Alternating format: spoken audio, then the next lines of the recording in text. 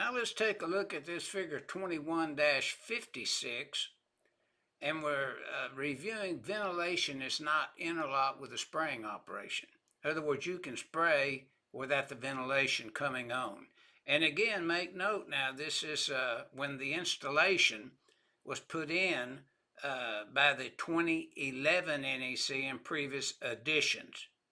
And then the note tells us for interlock doors and spray booths, see 516.5D4 that we would look at, see, depending on the standard that you're looking at, the NEC.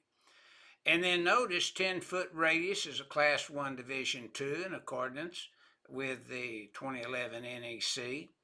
And then notice that you have a 3-foot radius out to 10 foot here is still Class 1 Division 2.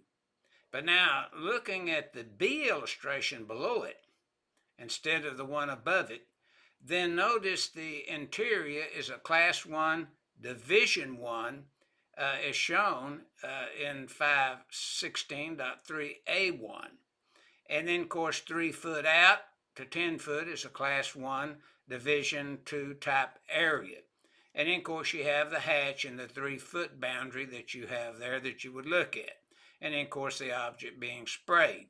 Now, that's exactly what this figure 21-56 is illustrating when you're using a spray booth that had to comply with the NEC in accordance with the 2011 or previous editions of the NEC.